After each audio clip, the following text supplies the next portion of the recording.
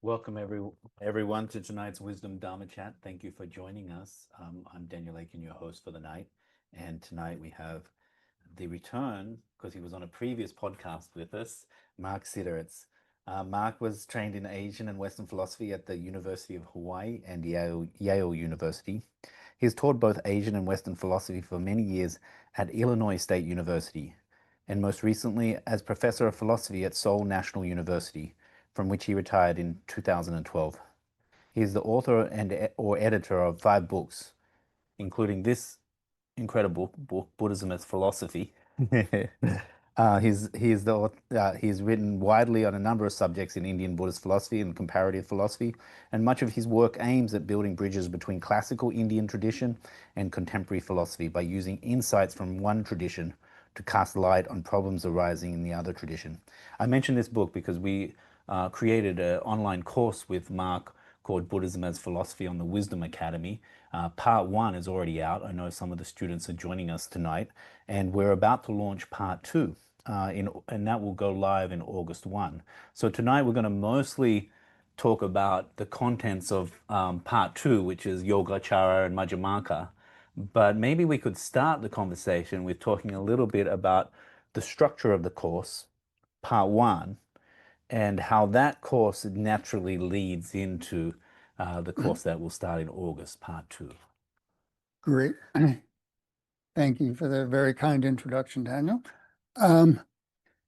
Yeah, this book, the title is Buddhism as Philosophy, but there have been people who've criticized me because they thought it actually is Buddhism is philosophy. And I want to clarify that right away, because I've never thought that there is nothing more to Buddhism than the philosophical part. I am a philosopher, and I love doing philosophy, but I know perfectly well that the Buddhist tradition, the Buddhist path, involves philosophy as just one component. And it's an important component. I'll talk a little bit more about that right away, but it's not the only component. Daniel and I love to talk philosophy, hardcore philosophers who get in the seminar room and shout at one another, and then afterwards go out and have a beer. But we both understand there's much more to the Buddhist tradition than just that. In my own case, in fact, I know perfectly well there has to be more, because all the years I've spent studying Buddhist philosophy, I have yet to attain or even come vaguely close to becoming enlightened. No. I started out with an interest in Buddhism in general, including Buddhist meditation, but I found that boring and much more fun doing philosophy. And so I got sucked into being a philosopher and ignoring the rest of Buddhist practice. That's why this is Buddhism as philosophy, not Buddhism is philosophy. Okay, now, Buddhism is all about overcoming suffering. That's the Buddhist project. And the Buddha's great insight, and this is speaking to your question, what was the first series of talks in this Buddhism as Philosophy, Part 1 and Part 2 lecture series. The Buddha's great insight was that existential suffering has as its source ignorance about who we genuinely are. It's the belief that there is a real me. It's this I sense. And the Buddha developed a number of very useful techniques for attempting to overcome that I sense, learning to live without it, or at least to be able to see through it as nothing but a useful tool that does not reflect anything that's really there. That's central, as I understand it, to the whole Buddhist project. Buddhist philosophy, as one part of Buddhist practice, is designed to help us see how that common sense idea of there being a real me is in fact a kind of delusion. It's a useful illusion, but it is an illusion. It's the result of moha, of ignorance, avidya. And the best way to learn to see through it, because it's very deep rooted in us, it's something that we got at the beginnings of each life we live. And so it's been with us throughout our lives, and it's become the central orienting point in each of our lives.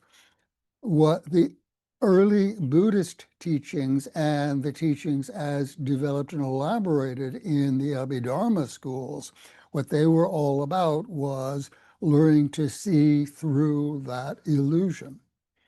And that involved this idea that the notion of a me is really just a useful way of talking about a whole bunch of different parts that work together from one moment to the next, that give rise to this useful way of understanding the world in terms of me in here and the world out there. But that's just the result of our using this useful conceptual device and forgetting it's nothing more than a tool. And Buddhist philosophy grows out of attempts to establish that that's how things really truly are. There are really just these simple momentary entities called dharmas that exist for a moment, interact with other dharmas at that same moment, and then go out of existence but give rise to another set of dharmas, and so on and so on and so on. And it's that continuous causal series that constitutes what we think of as me and my life. And it's coming to see through the illusion that's fostered by that useful conceptual fiction me, that's what Buddhist philosophy is all about in the Abhidharma schools. Now, what we're going to be talking about tonight is, in fact, the successor to the Abhidharma schools, the Mahayana schools, which have a rather different take on it. Actually, the Yogācāra school is really just a continuation by other means of what Abhidharma did. But then you get to Madhyamaka, which is a radical break with much of the preceding parts of the Buddhist philosophical tradition. So that's the overall picture. Philosophy is an important part of this project of getting rid of, or at least learning to see through, this delusion of me, but it's not the only part. Obviously, meditation is a very, very important part as well. Okay, so. Someone might be listening to this thinking, okay, so there's a part one and there's a part two. I just want the right answer. So I'm just going to go to part two, and I might even skip, Yogācāra and just go right to the end and get the right answer. What would I be missing if I did that? Like, what is the point of learning schools? Okay, good. Anyone who is at all familiar with the Madhyamaka school knows that they've got this big thing about emptiness. And what in the world is this emptiness stuff? Everything is empty. This thing is empty. That thing is empty. People are empty. We know that because Abhidharma already taught that. They're nothing. What we call a person is really just a whole bunch of these dharmas, these momentary entities interacting with one another and then causing successor dharmas, blah, blah, blah, blah, blah. Well, okay, that's what Abhidharma says. But those dharmas, it turns out, are things that bear their natures intrinsically.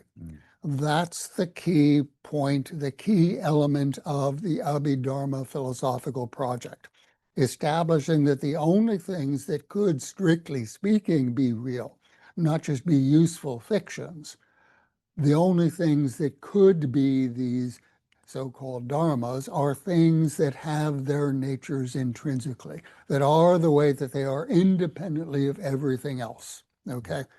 That's what it means to say that something is a Dharma. It has its nature intrinsically. Madhyamaka comes along and says, well, in fact, before there was such a thing as Madhyamaka, the Mahayana Sutras, the Prajnaparamita Sutras, began teaching this thing that all dharmas are empty. Empty of what? Answer, empty of intrinsic nature. Now, what in the world could they possibly mean by that? Answer, not only are there no big composite things like persons and elephants and cows and armies and chariots and houses, there are also no simple things like dharmas. Those are not really real either. Those are likewise just fictions, made up, useful in some contexts for some purposes, but made up, mere fictions. So don't go hankering after finding the really real things, the dharmas that make up this world of ordinary big things. You're not going to find them. They're not there. That's what Madhyamaka is all about. That's what this teaching of emptiness is all about. And Nāgārjuna takes this claim that you find throughout this brand new set of sutras, the Prajnaparamita literature, this claim that all not only are persons empty, but dharmas, the supposed constituents of persons, are also empty, that is, devoid of intrinsic nature too. Nāgārjuna takes that claim, which is never argued for in those sutras, because they're just sutras. They're just telling us, here's what the Buddhas say. Nāgārjuna develops arguments for that claim. And that's the beginning of the Madhyamaka school as a school of philosophy. So then someone might be thinking, okay, you've convinced me. I'm going to do the Abhidharma section so I can get rid of my wrong ideas about composites. But it's going to, in doing that, it's going to leave me with these things called dharmas. So then I might skip to the Madhyamikas who are going to help me get rid of this thing that Abhidharma left me with their intrinsic nature, and use these logical arguments to free myself from this wrong idea. But in doing so, this person would skip Yogācāra. Right.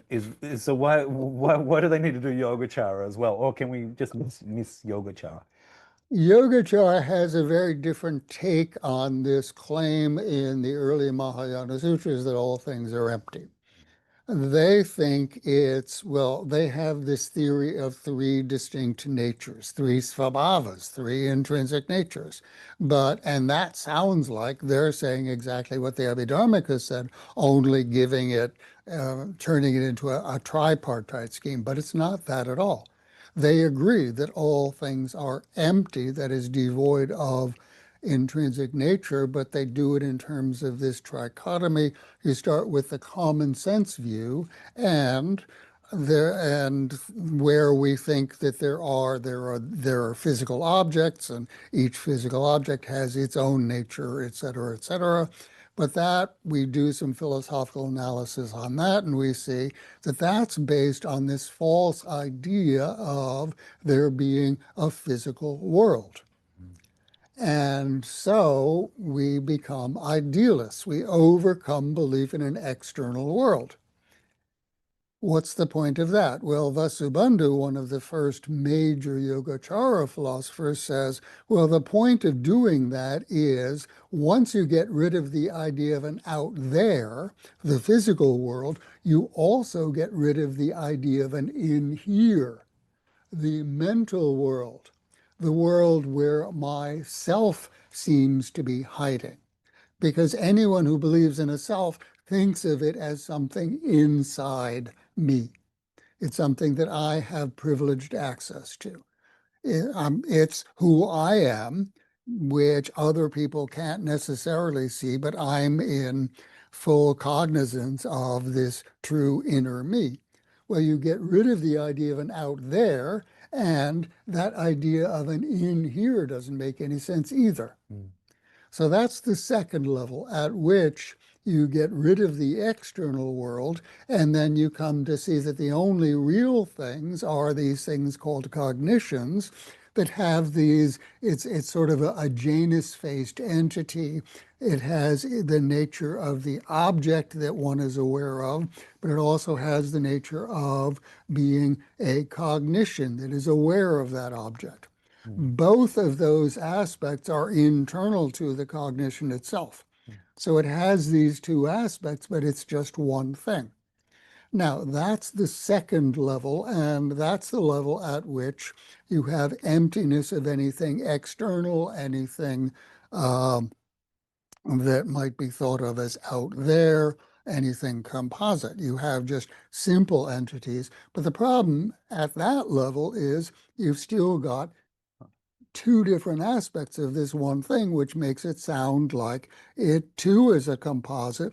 So which of those two aspects is its intrinsic nature? Because it can't be really real unless it has its own nature independently of anything else.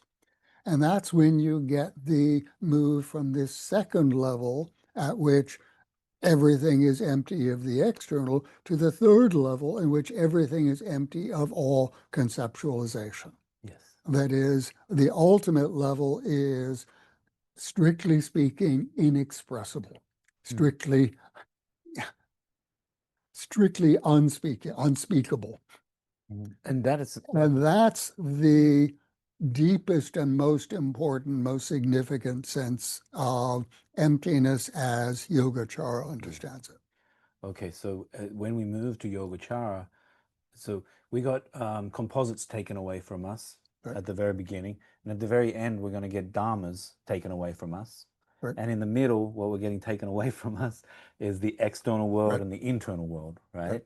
And so there's a lot being taken away from us. I'm going to ask, what is this course going to give us? But we'll get there if it gives us anything. But so taking away seems very important. But when Yogacara takes away, they give us something, right? And they give us this cognition, right? And cognition with two aspects. I'm just repeating what you said.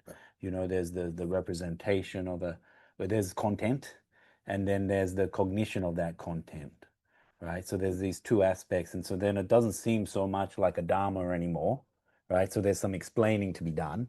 And then that explaining lands us at the land of the inexpressible, right? But I think this is rich territory before we go into emptiness. This idea that there's these two aspects to a cognition, and I think everyone can understand like what the content is. You know, like seeing blue, it's blue, like representation of blue. It's like a mirror reflects things, right? Cognition has content. It's the other side of that coin that's sort of difficult to wrap your head around. Like a mirror doesn't know what it's reflecting, but cognition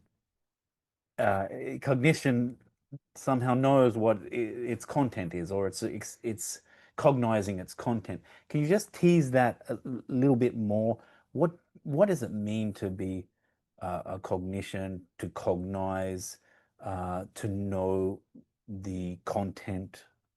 Can you just tease that out, what that might mean? The standard metaphor for cognition is illumination. Cognition is luminosity, shedding light, making visible, making manifest. You find this throughout the whole Indian philosophical tradition, not just the Buddhists. Pretty much everyone understands cognition in using that metaphor of illumination or luminosity. So if we run with this metaphor, and also let's contrast it with maybe Abhidharma view, just to tease it out a little bit more. In an Abhidharma view, you might think that things are manifest through the combination of the Dharma and the sense power coming into contact, and there being representation, or whichever school you want to go with. But it's this contact that brings around the manifest, the content in the mind. Yeah. But here, this is Yogacara, and so this illumination, this light, this aspect of making manifest is what cognition is doing. A lot of work here is sort of what I'm getting to. It seems to be doing all the work in some sense. Oh, well, that's all there is. Yogacara. Yeah. So all you've got is this. And so, part of what I want to talk about tonight is I have a lot of people who come in and we have these amazing conversations. And some people there seems to be this big debate about reflexive awareness, right? And some people come and sit down and say, definitely there's this reflexive, it's a quality of cognition, this reflexive awareness. It's aware itself of the content. It's aware of itself, aware of the content, right? Yeah. That's the hard part. It's not only aware of the content. Yeah, it illuminates the content. It's also aware of itself qua cognition. Exactly. That's the hard part. So as cognition. So you've got these two aspects, the content, the awareness of the content, but there also seems to be this other aspect we want to talk about, which is the awareness of the content, right? So see blue, they're seeing blue, experiencing blue, but there's also the experience of blue. And whether that thing happens and how it happens seems to be a big debate amongst, various people. Alive, like that debate's live today in the Buddhist world. So I thought, bring in the philosopher to sort this out for us. Can you start to tease, like, why should we care about whether we can have an experience of the experience of blue? Okay, this all goes back to Abhidharma, actually. And in fact, it goes back to early Buddhism insofar as the meditation component of the path is meant to, among other things, make us fully cognizant of the respect in which what feels like something that is me doing the being aware of this, that, and the other thing, and then wanting this and not liking that, blah, blah, blah. Resolving that into its ultimately real constituents. Because that common sense description of what it's like to be a conscious subject is obviously talking about something composite. And so you need to break that composite down into its ultimate constituents. And it's considered important in the meditation component of the path that one come to be aware of the impermanence and non-self nature of each of those components. And so cognizing not just the parts that make up my body, but also the parts that make up my so-called mind, including my desires and my feelings of pleasure and pain, but also the cognition that, in fact, is aware of this blue, the cognition that is aware of this feeling of hunger. Cognizing that and knowing that that too is impermanent and consequently non-self. Got it. That's an important part of the practice of meditation designed to make that possible. Yes. Because it's only by convincing yourself of those things, resolving all of the mental activity into its ultimate components, and then seeing those individually as impermanent and non-self, that one can begin to address and overcome this delusion of a me, a pure subjectivity.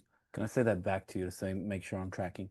So we have we'll stick with Yogācāra in the two aspects, right? So we have the content blue, and we have the experience of blue.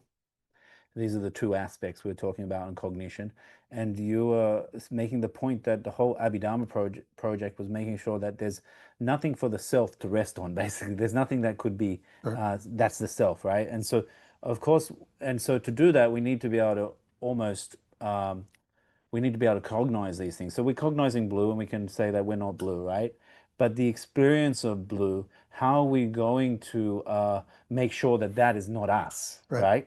The experience and then for that we need to be able to experience that so we can take it apart and say that's not us, right? Is that where we're going? Yeah, that's where reflexivity comes into, the reflexivity of consciousness, of cognition, comes into the discussion.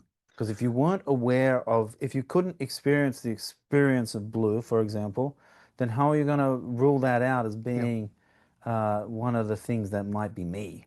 Because it's so easy to just simply go with common sense and say, well, the thing that's aware right now of seeing blue is the same thing that a moment ago was aware of the feeling of a scratchy throat. Yeah. It's one and the same thing, and that's the true me, Yeah. the cognizing subject. Yes. So we need to be able to put that under the microscope. Yep. Yeah. Yep. And to do that, it would seem that we need reflexive awareness. Yeah. But there's a problem here, right? Yeah, indeed. So, so let's go let's tear it apart this way.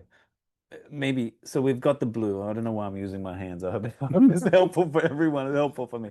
We've got the content blue. We've got the experiencing of blue, right? And we talked about now there seems to be a need to be able to have the experience of blue, right? But what some people say is that this part of cognition that experiences blue also experience itself. You don't need this third thing, right?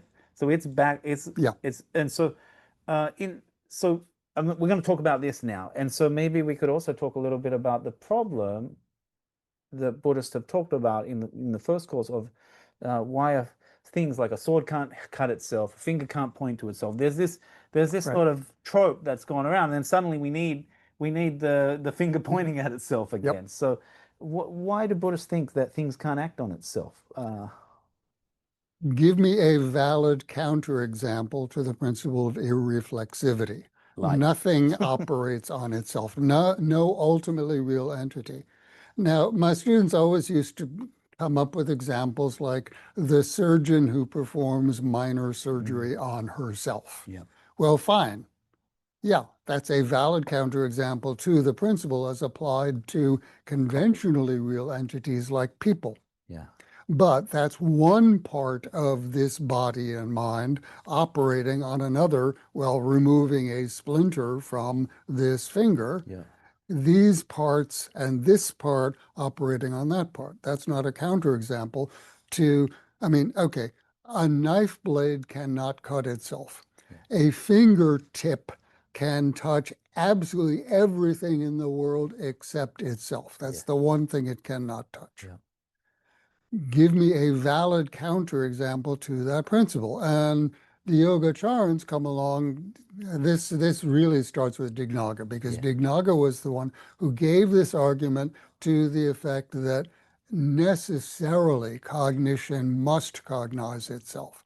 Yeah. It's not some subsequent cognition that takes that original cognition as its object. That's not how the cognition of cognition operates. It must be built into the occurrence of this cognition at this moment, that it is aware not just of the object form, but of itself as the thing that cognizes. And the alleged counterexample to that was light illuminates itself. Yes. Nāgārjuna, however, several centuries before Dignaga, was aware of this alleged counterexample and said, doesn't work. Because, in fact, if light could illuminate itself, then darkness could, in fact, conceal itself as well. Does light illuminate itself? For something to be illuminated, it must be the sort of thing that could also exist in the dark. Can light exist in the dark? No. Yeah, illuminated, in other words, is a contrast term. Yeah, so what you're saying is that it doesn't make sense to be illuminated unless you can be obscured. Right. Yeah. You'd be hidden by darkness, right? Yeah, and good luck hiding a light. And go and hide some light for me. Right. Yeah? Yeah. And so, and this is what you mean by contrast term, right? Yeah. And so, one question, Dignaga obviously knew about Nāgārjuna's argument. Did he ignore it or what? I don't know. Yeah. I really don't know. Yeah. But then, Nāgārjuna was actually not taken that seriously by later Mahayana philosophers in the Yogācāra Abhidharma lineage. Madhyamaka was sort of off there I mean, Asanga, Vasubandhu's half-brother, Yeah. has this incredibly powerful tirade against Madhyamaka. Yeah. He was 2 centuries after Nāgārjuna, and he calls Madhyamakas nihilists in chief. Because obviously, if nothing has intrinsic nature, if all things are empty, if that is meant literally, then absolutely nothing exists. Yes. And that's bonkers. Yeah. Let's stay with this light and darkness and contrast term. There seems to be one little wrinkle here, and it's an understanding of darkness that seems counter to how we modern people think of darkness, right? So we think of darkness as not something that acts and obscures, but the lack of a lack of light. It seems Dignaga is thinking of darkness like light illuminates and darkness hides, right? And so darkness should be able to act on light and hide it. But that's not the way we think of darkness. The way we think of darkness now is like the lack of light. So it's a contradiction in terms to think that light could be hidden by darkness, because darkness, one, doesn't act, and actually what darkness is the lack of light. So obviously light can't be present when the definition of darkness is lack of light. So does this modern understanding of darkness harm Dignaga's argument here? Well, it still doesn't answer, though, the question, how could light be said to be illuminated? Yeah. So see, what that suggests is that our notion of illumination or luminosity, prakasha, it does in fact involve contrast. with what And then? in that case, then you're smuggling in something that's going to give content to this concept, which reveals the concept to be dualist in nature. Yeah. And so the concept cannot refer to an intrinsic nature. Okay. Let's push a little bit more on this, and then we'll move on. Say an Abhidharmist, right?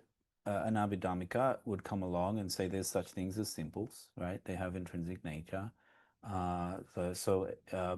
It's just the fact of the matter that this thing is what it is, right? So heat, for example, heat is hot. It doesn't heat itself, but it has the nature of hotness, right? So why doesn't Dignaga sort of roll in some Abhidharma and say, well, the nature of light is to illuminate. It's just illuminated. It's not that it illuminates itself, but it is illumination itself. Why doesn't he, like, what's the problem with saying, okay, so, its nature is illumination, so it just is. It's not like it's acting on itself, but since its nature is to be this, then it is illuminated. But okay, 2 things about that. First, if the only thing that does exist is cognition, jnana, then there has to be something that's going to explain the appearance of cognitive content. Yes. And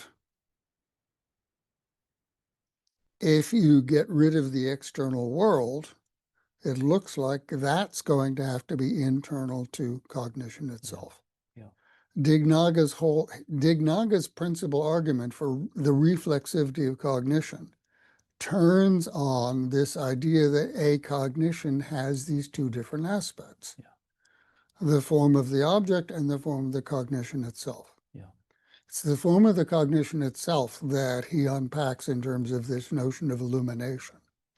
But he still has to answer the charge that what he's really talking about now when he talks about cognitions is a thing that has these 2 properties. The property of being illuminating and the property of representing, of appearing to reference something else. And the mereological nihilism that all Buddhists up to this point have accepted, the idea that the only really real things there could be are simple things, rules that out. And that's where the move to the perfected nature, the parinishvana, comes in. And that, of course, means dropping the subject-object dichotomy, and that makes it inexpressible. Yeah. If you can't talk about the difference between the thing that's cognizing and the thing that's cognized, then you can't say anything at all. Yeah. And so that's why the parinishvana is inexpressible. So this object and experience of the object actually is force Paratantra. It's actually one thing, and to talk about it as two things is actually problematic. But we can't really describe how it is actually.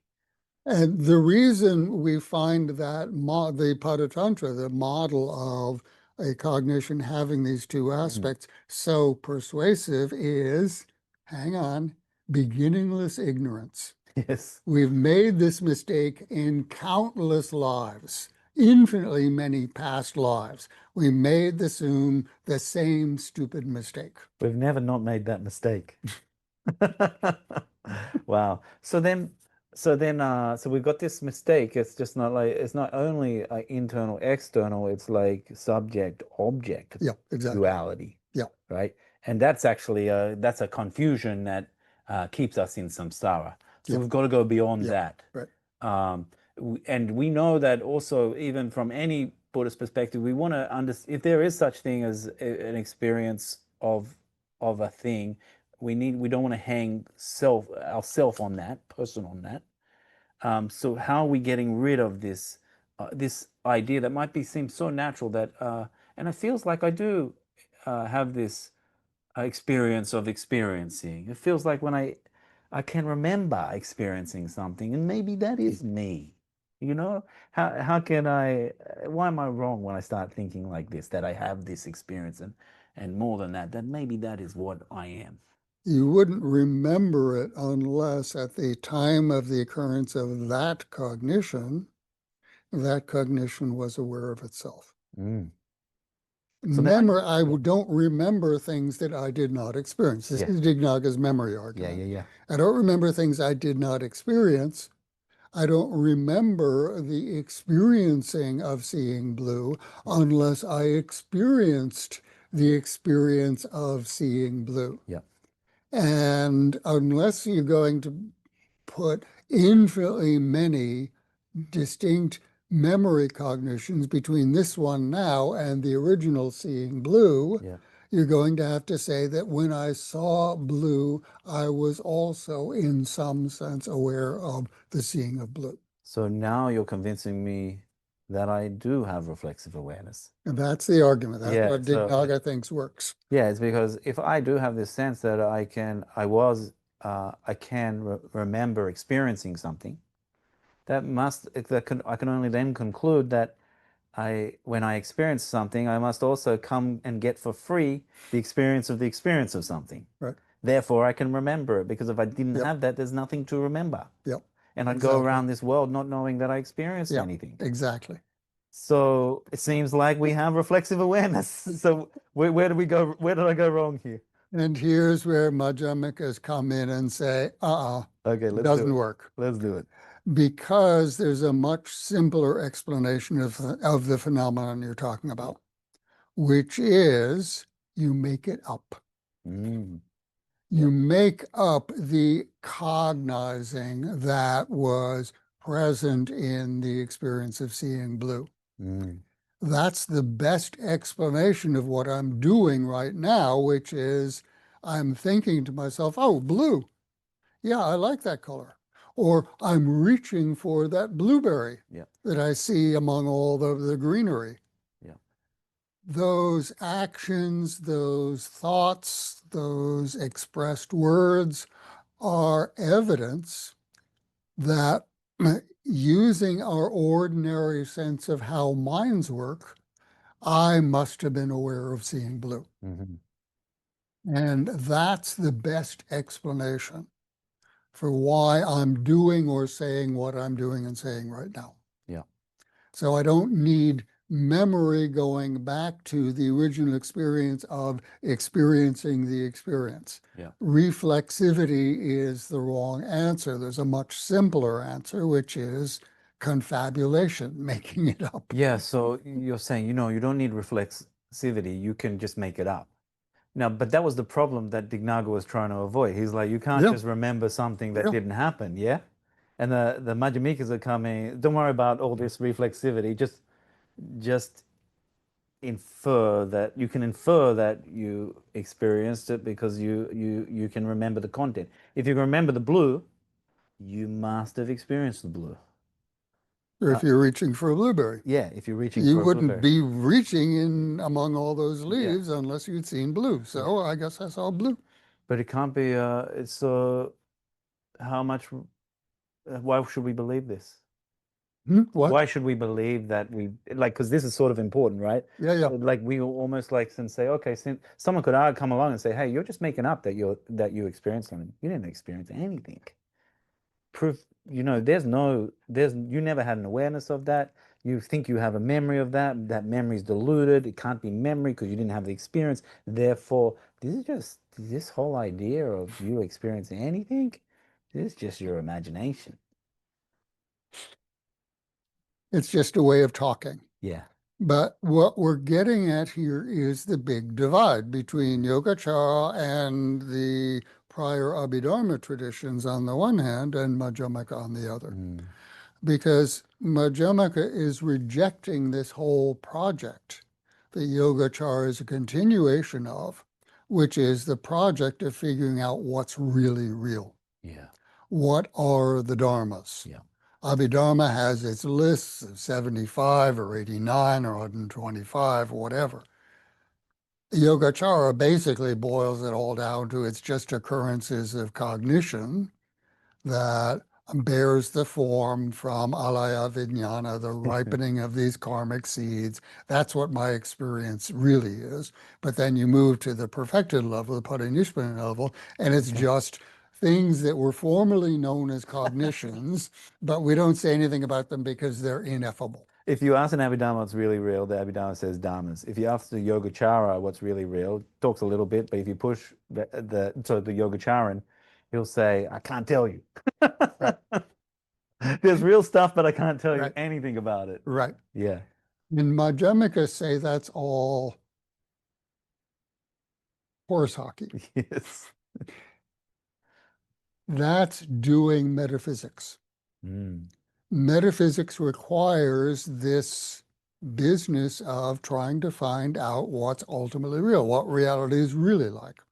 And that's important to the Buddhist project because we ordinarily believe there's a me in here somehow. Yeah. And in fact, that's the center of the universe for me. And that's a mistake, say Buddhists, said the Buddha. So don't we need to figure out what's really real, what could be behind this illusion of there being a real me? Abhidharmikas have their responses to that question. Yogācāra has its responses because there are actually several different formulations. Madhyamaka comes along and says, fine and good, doing metaphysics is in fact an important part of the Buddhist project. Because, I mean, from beginningless time, we've been making this mistake and thinking there is a real me, and we need to get past that, overcome that delusion. And doing metaphysics helps us make some progress on that. But in the end, you're going to have to scrap that too. Yeah. Because that's also a mistake. This is very interesting because this idea that Madhyamikas at a certain point reject doing any further metaphysics as a beneficial avenue for some soteriological goal. It would seem that the question at hand is obviously the problem, like you said at the start, like suffering, the cause of suffering is that this I sense we have, right? And so part of what the other schools are trying to solve is what are we confusing as the I sense? And once you realize what it is and you realize it's not the I sense, you get rid of that, right? And so that's a metaphysical endeavor. What are we confusing as the I sense? And so it seems like the Madhyamikas are not as interested in that question, right? If they're rejecting, like at a certain point, you can use metaphysics, but the problem is the eye sense still for them, right? They still want to solve that problem, but they're not solve. It seems you're saying they're not. At the end of the day, they're not solving the problem by describing what actually is that you're making the mistake about. And so then what are they doing then? What they're doing is accepting that metaphysics is, in fact, an important part of the project. Yeah. It's an important part of the path. Yeah. But it will only take you so far. Yeah. It will take you to the point where, I mean, suppose we follow, Shankaracharya, for instance, Okay. who thinks that Yogācāra is, in fact, a good middle point between the common sense understanding of the world and the Buddhist goal. Yeah. Yogācāra is good because it gets rid of a lot of the garbage that our folk psychology, our folk theory of the world, common sense view piles on into our heads. Yeah. But it will only take you so far. You need to dismiss that project as well in the end. Yeah. And how do you do that? By this critique of, well, that all things are empty. Anything you might propose as the answer to the question, okay, this, that, and the other thing aren't really real. What is really real? Any answer you might give, the Madhyamaka is going to come along and show why you don't want to say that either. Yeah. Now that's their method. Yeah. That's what Nāgārjuna did. That's what Chandrakirti does.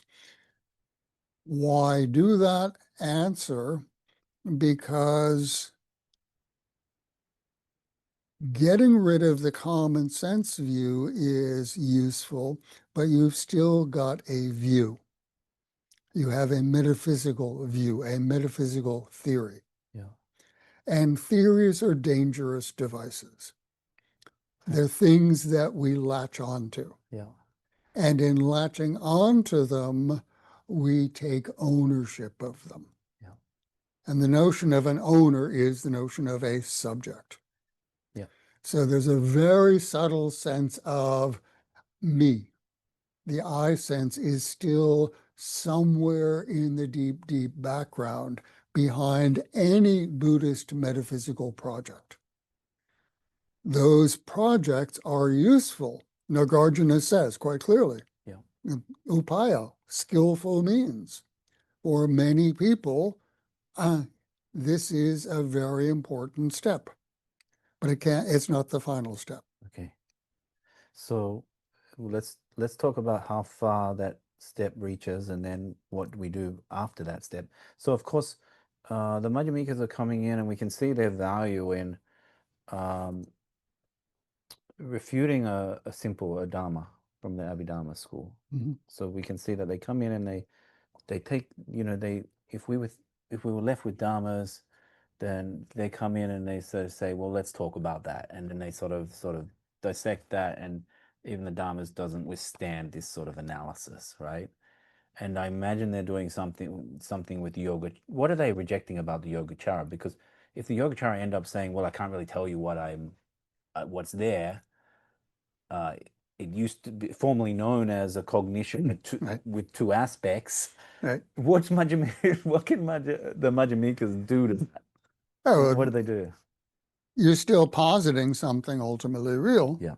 Moreover, you're doing it in a way that just invites the following objection. If it's ineffable, if it's indescribable, how can you say that about it? Aren't you effing the ineffable? Yeah, so describing the indescribable. Yeah, so describing the indescribable by saying it's indescribable. Yeah. So there's some sort of paradox here. Yep. Yeah.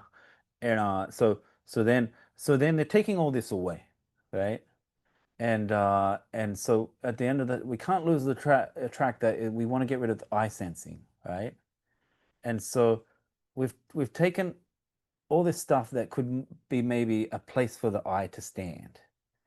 And then we say, this doesn't exist. There's no intrinsic nature to anything, right? Mm. So there's nothing left, right? And what you're saying is that still doesn't get us there because that's a view. Oh, and it's a view from some, or does that get us there? it's not a view. Oh, so that's not a view. Okay. Following the emptiness critique all the way through Yeah. does not leave you with any views at all. So saying something, the indescribable is indescribable, is a view, but saying there's no intrinsic nature is not a view. They don't actually say that. What Yeah. they say is, oh, your theory doesn't make sense. Yeah. Your theory doesn't make sense. Yeah. This guy over here, her theory doesn't make sense. Yeah. Et cetera, et cetera. All they do is refute possible metaphysical theories. But they do talk about conventional Sure. truth. Yeah. So partly they're saying, partly other schools are saying, this I sense, you're confusing this stuff for the I sense. So once you realize what this stuff is, you realize there's your confusion and there's no I sense, right? Now, the Madhyamikas say this thing you think exists, but it was not the basis for the I. It doesn't have any intrinsic nature, right? So we'll take everything away from you, but we're not nihilists, right? We're not metaphysical nihilists, right? Because we're going to give you back something. We're not going to give you back anything. No, you can keep. Let's say this: you can keep conventional truth, right? But you got to keep conventional truth with this understanding that I've taken everything away from you. It's delusional. Okay. Conventional, I mean, okay, the emptiness critique is critique of would-be accounts of the ultimate. Yeah. But all Buddhists agree that the conventional is delusional. Yes. It's just, it turns out the ultimate is delusional as well. There will be audience members that will say that, there's certain Tibetan schools that want to,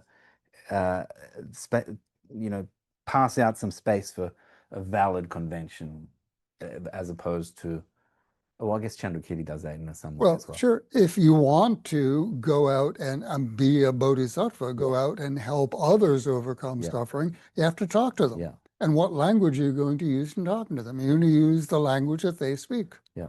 So I'm a Madhyamika, everyone else is wrong. But I'm not going to tell you what I think. Right? But I'm also I'm not rejecting conventional truth at the same time. And I've got to say it's delusional. So you can have conventional truth, but it's also a delusion. Right? It's a useful device. Useful device, okay. Nothing more. So I'm there, but this is not enough, right? To get and we need something else to go further. You said metaphysics can only get, so the metaphysics, which is just saying, oh, let's do metaphysics, you're wrong. Let's do metaphysics, you're wrong. Your metaphysics is wrong. Everyone's metaphysics is wrong, right? So I'm there, but that doesn't get me my goal, it seems. I need to do something more. So what would be the next, once I'm there, what's the next step? Oh, well, pairing the insights generated through Madhyamaka critique with the experiences that one has in meditation. Okay. So now you bring in, to get the full way to Buddhahood, you need to apply what in meditation? What would you? Oh, well, I mean, pretty much everyone, including Madhyamikas, agrees that you attain the samapati known as nirodha, the cessation of all mentation. Yeah. You attain that, and that's it. You're done. Is there any cognizing then? No. If there's no mentation, there's no cognizing. Right. So there's no. How is this not just nothing?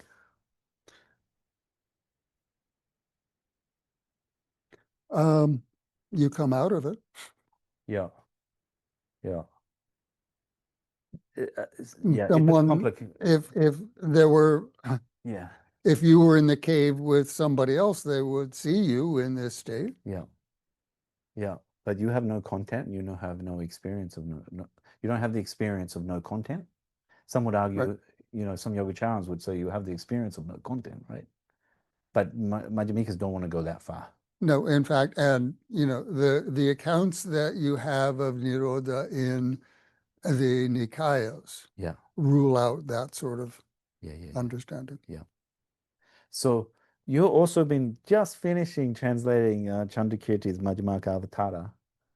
And so, this, I'm sure this part of your conversation is informed by this work. And I'm wondering, having finished that while you're fresh, having translated it with Katsura-san, I was wondering what about that text that most intrigued you? Like what is something in that text that you're still like, wow, that was cool?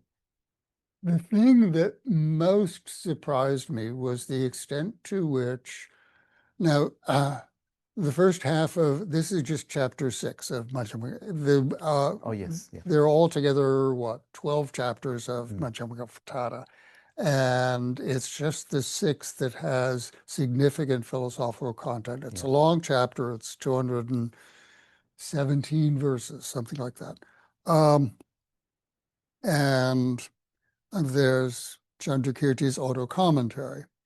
The thing that most surprised me about it was he really does see himself as constructing an argument that will show that all dharmas are empty, are devoid of intrinsic nature, taking his keynote from chapter 1 of Mūlamadhyamakakārikā, the analysis of cause of dependent origination. And the way Chandrakirti sets it up, paralleling Nāgārjuna's, does the newly arisen entity come from itself, from something else, from both, or from neither?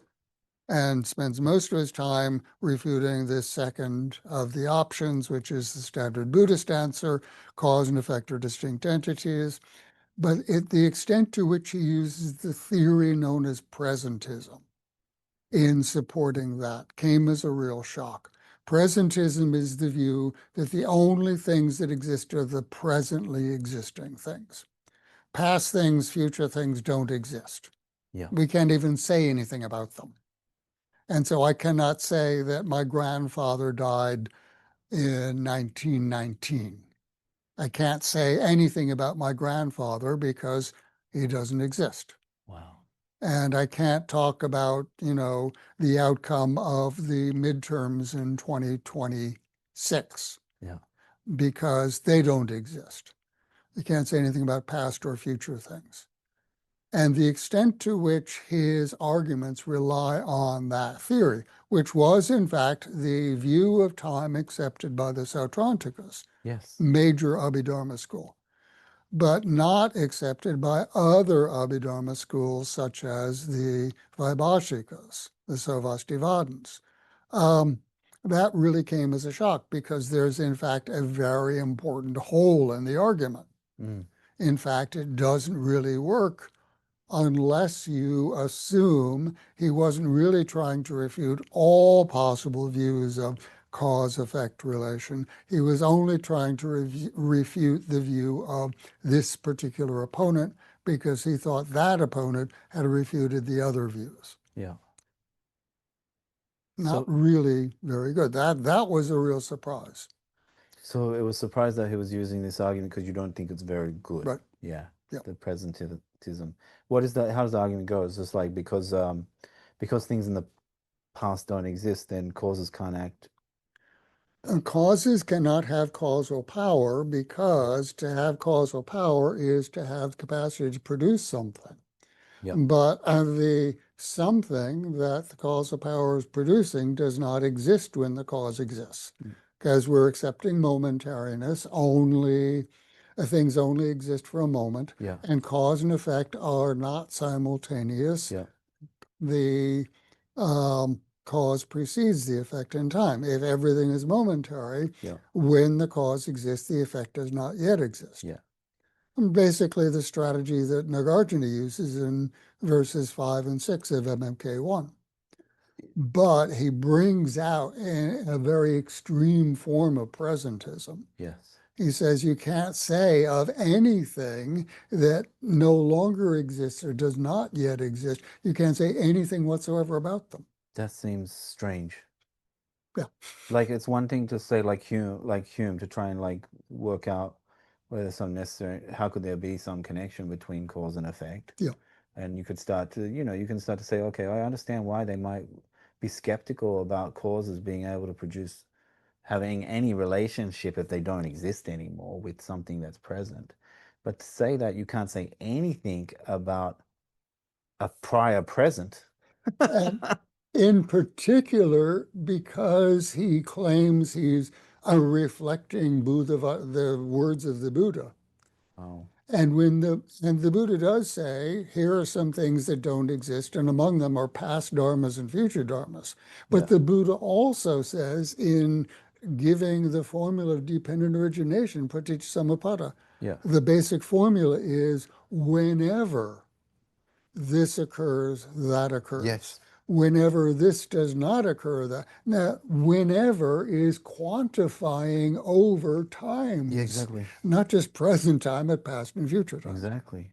But also, even if you reject past dharmas, like, can't you talk about dharmas that once exist? I don't know. Well, Like, why yeah, I can't you say mean, your dad, your father? Well, what's the payoff? Why is he trying? Why would he bother saying that? You can't even say anything about something that once happened. Even if you say it doesn't exist anywhere now, you can't touch it, you can't go get it. But we can say it once existed, and when it once existed, it was like this. Why would you want to reject even in that? order to refute the Sautrantika account Oh, the of cause Sautrantika. and effect. Yeah. Yeah. Okay. So if you're enjoying this discussion, of course, please go do the courses. You'll love the courses. There's Mark at his finest explaining these incredible things that I'm trying to get my head around right now. If you have questions right now, please send them in at the Q&A panel. I've got some of your questions already, so thank you so much. So we'll move into that part of tonight's program. So I haven't looked at these yet, but let's jump straight in. In which part of the Madhyamakakārikā did Nāgārjuna engage with the Sarvastivada and Sautrantika theories? Okay, Sarvastivada supposedly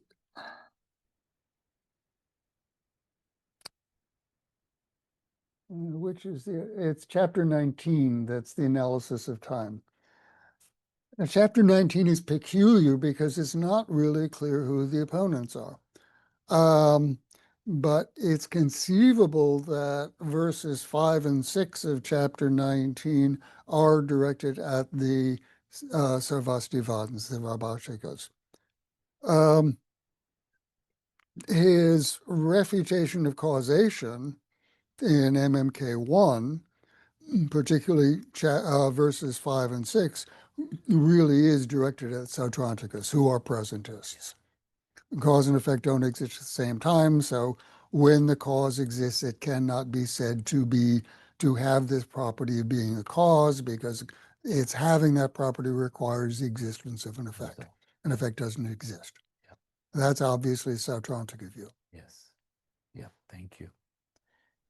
There's a question about the emptiness of emptiness. Right. So is the emptiness of emptiness really not affirming anything, as Chandrakirti says? So because Nāgārjuna affirms Buddha nature in his treatise in praise of Dharmadhatu, so that's where this question's coming from. So is when I guess the question is, when we're talking about emptiness and that emptiness is empty itself, is anything being posited? It seems like in some texts you can see that things are empty, but there's also this Buddha nature that's posited. So how are we thinking about this? And the emptiness of emptiness is just a very poetic way of talking about why we should not take emptiness as itself a metaphysical theory. What Madhyamikas are up to is trying to demonstrate that none of the available metaphysical theories will work. Abhidharma had done a pretty good job of ruling out a whole bunch of metaphysical theories.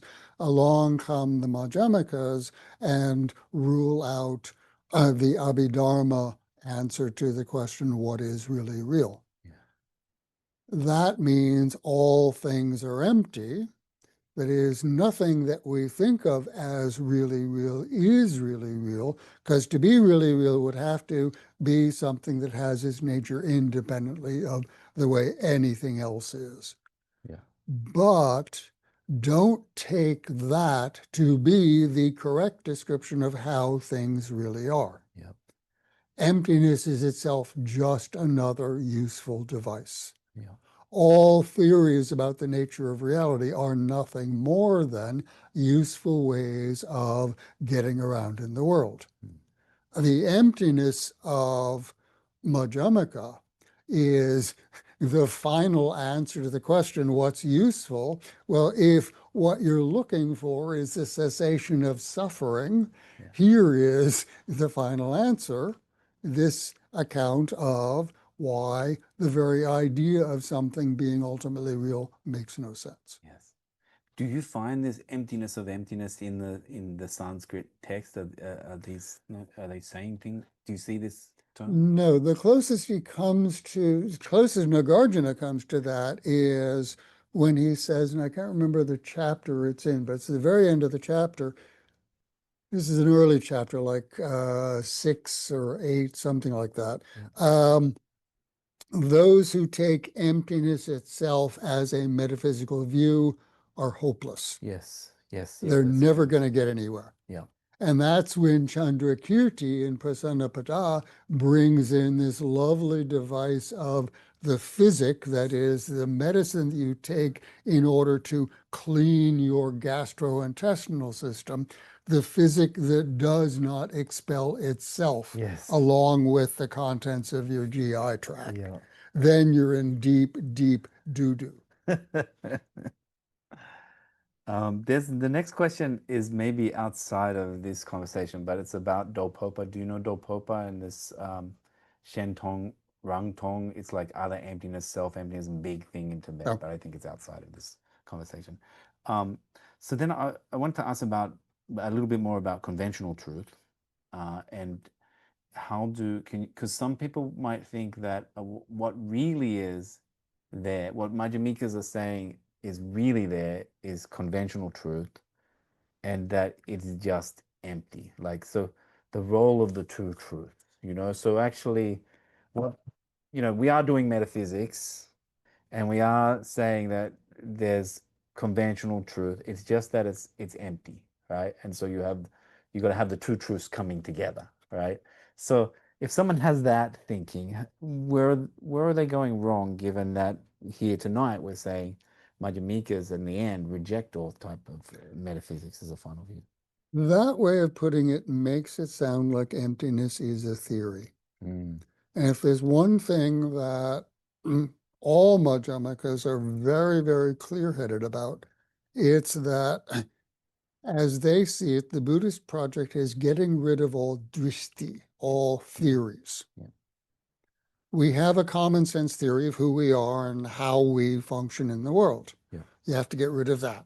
Yeah. The Buddha gave some very, very useful advice on doing that. Abhidharma developed it. Yogācāra developed it further.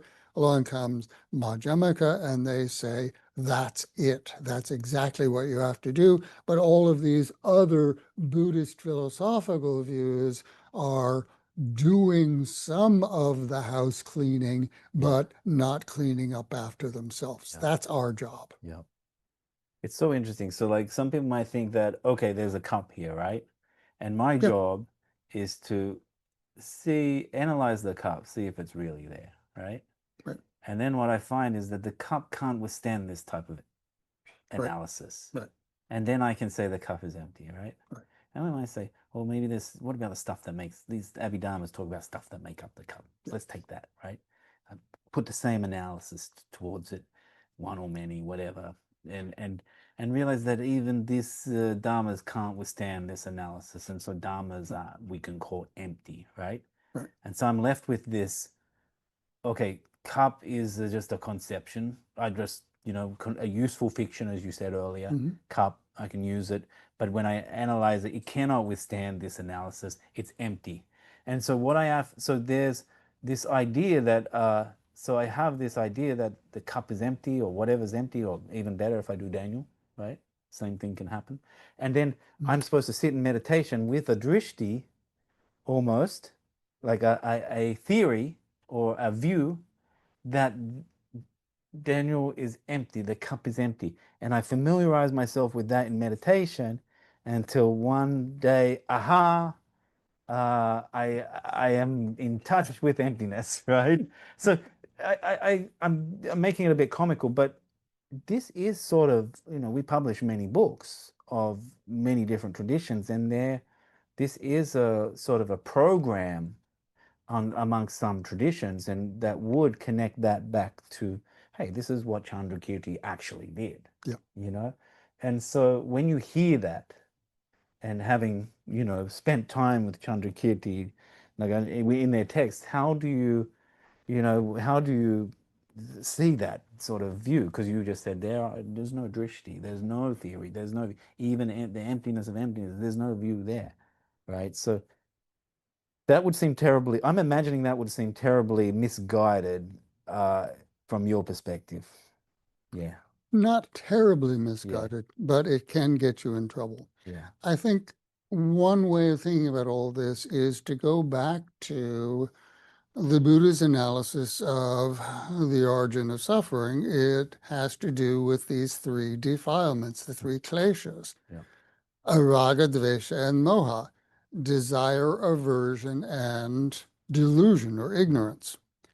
Those are deep-seated habits that we all have by the time we are 5 years old. Yeah. They're deeply rooted in us due to our socialization, or maybe it's beginningless ignorance from infinitely many past lives, whatever. And the Buddhist project is to develop techniques that will help us replace those vices, those defilements, with virtues. Yes. And the virtues like metta, for instance, which is designed to replace the vice of anger. Yeah. Loving kindness. How can I be angry at this person whom I was just learning to think of as someone who is infinitely worthy of well-being? Yeah. Okay, how can I do that? If that becomes habitual in me, then that particular disposition that reinforces the sense of a me is done with. Yeah. Likewise with the moha part, replacing moha, delusion, with prajna, with insight or wisdom. Yes. Philosophizing does that. Yes. It's the equivalent of what we do in meditational practice, not just concentration meditation, but other forms of meditation as well, which work on the first two of the three kleshas. The prajna, the wisdom part, the philosophy part, is working on the roots of our ignorance, our delusion. Yeah. And that way of looking at the whole project could be taken as suggesting that there is no one aha moment. Yeah. There are, in fact, many aha moments, but those are moments in which we are able to put things we learned from this other practice and this earlier part of my progress on the path with this thing I've just been working on now. Yeah.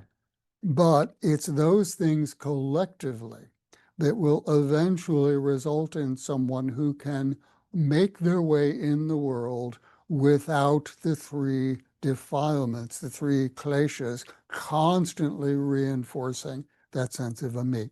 Yeah. Learning to live without that sense. And I think what Madhyamaka is actually doing is just simply saying, well, as far as the prajna part of that project is concerned, you need to be careful here, because as developed in the Abhidharma tradition, including Yogācāra, that's still leaving room for a sense of a me. Yeah. Because it's all about discovering the objective truth, how things really truly are. And that notion of objectivity is a contrast term to be contrasted with the subjective, how things appear to whom? To me. So you've still got that inner outer subjective objective distinction at work in that way of understanding and embarking on the philosophical project. A view is always from somewhere, right? Someone from Yep. someone almost. So Kamala Shila, he's always, he has this structure, Shila, well, this is a Buddhist structure, but let's use Kamala Shila, Shila Samadhi Prajna Jnana, right? And I'm wondering, does Chandrakirti talk about Prajna and Jnana and separate them out, or it's just Prajna? Now, as far as I can tell from, now I haven't worked through all of Prasannapada, but as far as chapter 6 of Madhyamaka, he does not have a well worked out theory of stages progression in the path. And there's not a distinction, Prajna and Jnana. Of course, Jnana, there's not some sort of higher thing than Prajna that is Jnana. Yeah, okay. All right, some more questions here. Is it true that one of the reasons that Madhyamakas took their position was to prevent clinging and attachment to self? Oh, sure. Yeah. Yeah, that's, I mean, that's a good generic description of Buddhist philosophy. Yeah. That's what all Buddhist philosophy, as I understand it, is all about. Yeah. Prevent clinging and attachment to self, and even a view of a self itself, right? Yeah. Now, Chandrakirti is quite clear that, in fact, I mean, he talks all the time about the satkaya drishti, the views of a real bundle of things as one. Yeah. There's satkaya drishti. Is there any way to differentiate between Yogācāra and Chittamatra in Indian sources? Not that I know of. I'm not real good on Yogācāra. My work I've done a lot of work on Abhidharma, I've done a lot of work on Madhyamaka. I haven't done that much work on Yogācāra. I've read some Dignaga, some Dharmakirti, and some Vasubandhu. And there's no real Chittamatra school, is there? It's Yogācāra. The two terms get used interchangeably, as far as I can tell. Yeah. Vasubandhu is quite clear about that in the beginning of Vimsika. The Chit and Vijnana and Jnana are all they're all synonyms. Yes, yeah.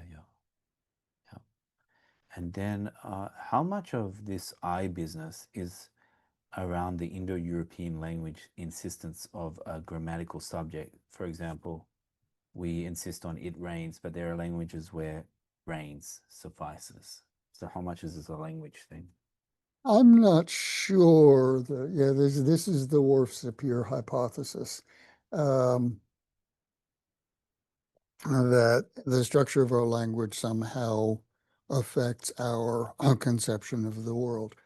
I'm not sure that, I mean, any useful language is going to have to distinguish between speaker and hearer. Whether it's an inflectional ending that does that, or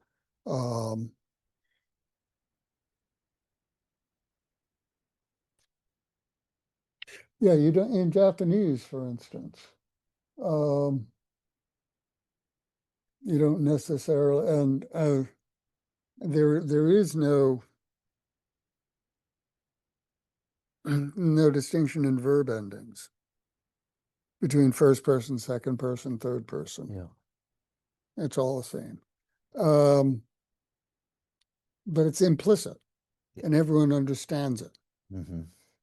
You don't need it. You can specify. You can always say, watashi wa, blah, blah, blah, blah. Anta wa dame da yo.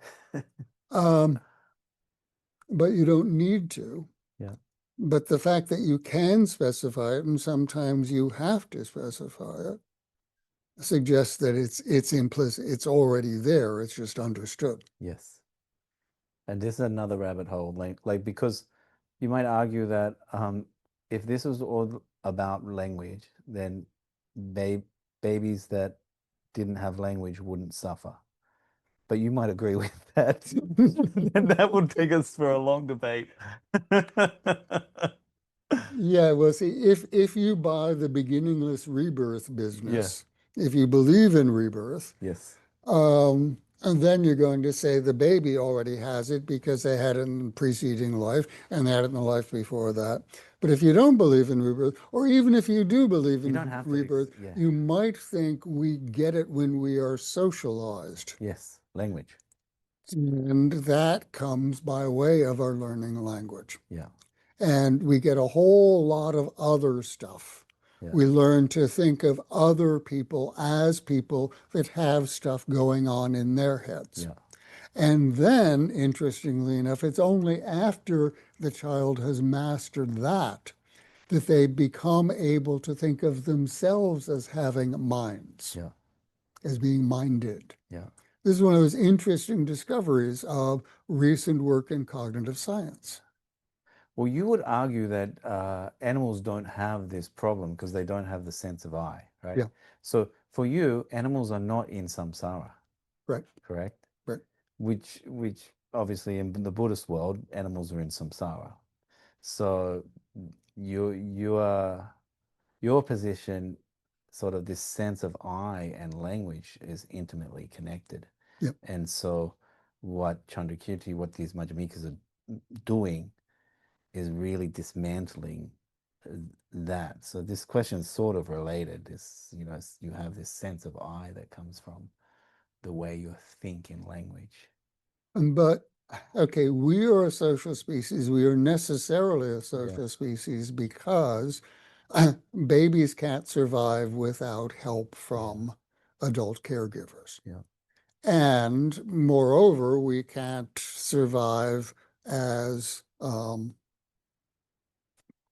isolated individuals. The hermit life is a really, really hard one. Yeah. Consequently, we need to develop forms of social interaction that Yeah. can only be accomplished through language. Yeah. So we are necessarily language speakers. And this I sense is intimately connected with language, right? And so intimately, on your view, that animals don't have it. What about social animals? That, like, there's many animals that have social sort of. So is that, do they have an I sense? Okay, well, every animal has to be able to distinguish between parts of the world that are me and Yeah. parts of the world that are not. I mean, Yeah. the squid had better know that it's this, or the octopus had better know that this tentacle is not something to eat because it's a part of me. Yeah. They need to be hardwired to make that distinction, or else learn that distinction through trial and error. Yeah. But it better be a pretty quick operating program. Yeah. But that's not the same as having the sense of a me as an ongoing project. And that's where the sense of that's where the I sense turns into the source of suffering. It's because of, I think of me as something with a past and a future, and the things going on in this life have meaning for me because they connect me now to me in the past and me in the future. Yeah. That's the beginnings of suffering. That's the third level of suffering, the most subtle, the one that ordinary people just simply fail to register until it's too late. Yeah. So this is so for example, if you are if you but you might think that what how do we know if that people have something, a sentient being has the I sense in the way that the Buddhist teachings think? And you may think the test is, do they have desire and aversion? No, because I mean, an octopus has desire and That's my aversion. point.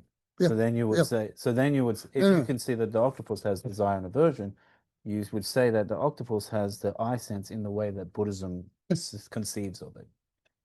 Raga and Vesha and connected with moha is the concepts I'm using. See, moha is central here. Yeah. And in fact, I mean, in the the full version of the 12-fold chain of dependent origination, where how things work in that second life is worked out in detail. Yeah.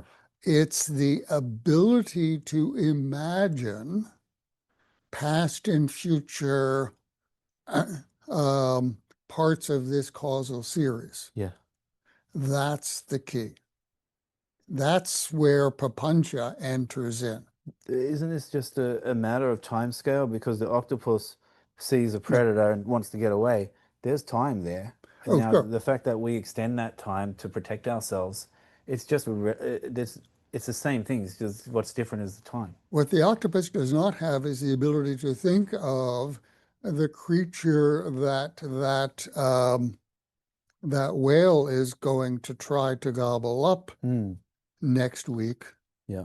Will be me, and that'll be the end of me, and where will my loved one, where will my little octopus, whatever they are, whatever they're called, or what are they going to do, blah, blah, blah. They don't have that. But what about mama bears? They protect their young, like, I don't know. Oh, sure. Yeah. They have to. They're hardwired to. They're hard, but that means they got an eye sense, right? Me and mine. No? They have the capacity to distinguish. What they don't have is the capacity to imagine, to tell stories. Yeah, so we are storytelling creatures. Yeah, so why is storytelling required for eye sense? And on a Buddhist, I'm just saying the Buddhist, and also Buddhism has this idea of the three types of suffering, right? So this just pain is a type of samsaric suffering that you want to get rid of, right? And suffering of change or pervasive suffering, right? And so it seems like this is what, like, the octopus has pain, and wants to get away from that pain, it would seem. And that would seem enough to have an eye sense without, even if we take imagination and storytelling and all this away from it, or is that not enough? Not enough, as far as I can tell. Yeah. Now, of course, we need to bear in mind, I mean, like many older cultures, they anthropomorphized the higher animals. Perfectly sensible thing to do if you don't understand enough about how evolution works, how neuroanatomy works, et cetera, et cetera. Yeah. Also, there's a rebirth story here as well, where you can be reborn as these things. So, as an octopus, for example. So it's not like you just suddenly disappear your eye sense when you're born as an octopus and then pick it up again when you become a human. So there needs to be consistency in this worldview for them on that level as well. Although, interestingly enough, I mean, the hell beings are so busy feeling dukkha, feeling pain, that they never even think about their situation. Crazy. They're just in constant torment. Yeah. It's not until they're reborn and maybe have a glimpse of what that past life was like that they realize. Wow. Well, on that wonderful note, no, just joking. But we do have to wrap it up. We're coming to the end of our time, which it's been a fantastic discussion. Fascinating, always fascinating. Could go for another couple of hours. But I was wanting to just, if you had any, final thoughts you wanted to share for tonight with the audience, what's on your mind, or what are you working on that you want people to know about, and just wanted you to have the final sort of 5 minutes, or minute. Okay, as the audience may have realized, you were making some noises about how I reject the whole karma rebirth idea. That's the next book that's actually going to be in print the beginning of next month. The Buddhist Physicalism ? This is the title. The title is Buddhist Physicalism ? Rupamatra. Rupamatravada. Rupamatravada. Yeah. As opposed to Chittamatravada, which is consciousness only. Rupamatra, there's only form, there's only matter. Yes. The argument of that book is basically that although no Buddhist was a physicalist, a materialist, they all rejected it out of hand. The argument is, first of all, they ran into trouble actually making sense of consciousness, the non-physical part of persons, as ultimately real. And of course, Madhyamaka threw that overboard along with everything else. But if you don't want to be a Madhyamaka, you don't want to throw everything overboard, you want there to be some way that the world really is, maybe physicalism is the way to do it, and maybe a Buddhist can make do without karma and rebirth. Maybe they can even bring contemporary understandings of our neuroanatomy, cognitive science, all that stuff to bear on some of the issues that classical Indian Buddhist philosophers were trying to deal with. So that's what I'm exploring in that book. But don't hold that against me. If you pound the table over karma and rebirth, I am a vegetarian. I don't eat animals, even though I don't think animals suffer in the way that human beings do. Yes. So I'm not that evil. No, these are like, it's like the old days. There's, debates going on. This is what I love about the philosophy world. And everyone is, interested in new ideas and thrashing them out, seeing what makes sense. And so this book, you're saying no mind, right? And then I think people can get on, hey, if there's no mind, there's no karma. There's no rebirth, right? It's the no mind thing that might cause people to object rather than the no karma and no rebirth. So yeah. But the Buddhist project still makes sense, I think. And the question mark is there in the title for a reason, which is, who knows? We'll see. Wonderful. All right. So, and where can people find that book? Where or when? Yeah, where Amazon, I It, guess. through Amazon or Oxford University Press. Yeah, we're going to put the link in the chat. I think you can already get it. Wonderful. Mark, this is always a pleasure. Thank you so much. I enjoyed it too. Thank you. Thank you, everyone, for joining us. And we'll have another Dharma chat in very shortly, I think, in a couple of weeks. So we'll send you information about that. Okay, have a good night. Thank you so much.